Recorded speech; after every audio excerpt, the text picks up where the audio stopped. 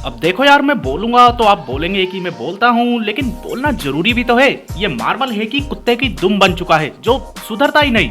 Thunderbolts का teaser trailer release कर दिया गया है, वो भी मूवी आने के 8 महीने पहले। अब हाँ, ये टीजर ट्रेलर अच्छा था, इसमें काफी डिटेल्स देखने को मिले, लेकिन बात तो वही है, क्या मार्वल की ये स्ट्रेटेजी सही है? आजकल जहाँ दूसरे प्रोडक्शंस मूवी आने के सिर्फ 1-2 महीने पहले ही टीजर ट्रेलर लाते हैं, मार्वल वाले हमें 8 महीने पहले ही चिपकाते हैं। खैर, करने दो मार्वल वालों को रेस्ट, लेकिन हम बिल्कुल भी नहीं करेंगे टाइम वेस्ट और जल्दी से बात करते हैं इसके टीजर ट्रेलर पे।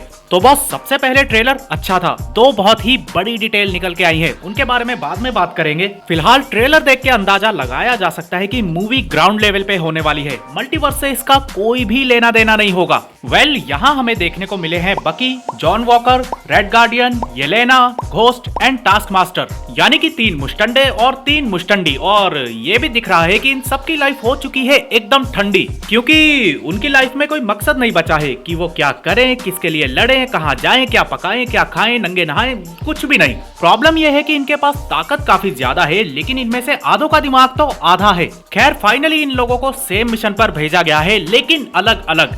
और यहाँ पर कोई ऐसा भी है जो इन सबको मरवाना चाहता है। वेल, टीजर में बेसिक प्लॉट, बेसिक स्टोरी तो यही दिखाई जा रही है, लेकिन भाई साहब, जो 2 डिटेल निकल के सामने आ रही है वो बहुत ही इंटरेस्टिंग है। पहली तो ये कि जॉन वॉकर के पास एक शील्ड है, और ये वो नहीं है जो falcon and the winter soldier में सस्ते लोहे से बना रहा था, बल्कि ये शील्ड एडामेंटियम की बनी हुई है। और ये बात मैं इतने यकीन के साथ इसलिए कह रहा हूँ क्योंकि एक तो ये ट्रेलर के लगभग हर सीन में है, यानी कि ये पूरी मूवी में डिस्ट्रॉय नहीं होने वाली, और दूसरा, ये मशीन गन की बुलेट्स को भी आसानी से रोक रही है, जस्ट लाइक वाइब्रेनियम शील्ड की तरह, यानी कि ये भी काफी स्ट्रॉन्ग मेटल से बनी है। अब जाहिर सी बात है कि वकांडा किसी यूएस एजेंट को तो अपना वाइब्रेनियम देगा नहीं, तो मतलब साफ है कि ये शील्ड एडामेंटियम से बनी है, वही एडामेंटियम जो तियामूत के मुंह से निकलेगा। और दूसरी सबसे बड़ी डिटेल, ये सारे पंटर लोग इस वक्त स्टार्क टावर में हैं। वेल, जहां पर खड़ी है, इस बैकग्राउंड को ध्यान से देखो, ये वही है जहां पर दी एवेंजर्स में लॉकी और टोनी एक दूसरे को धमका रहे थे।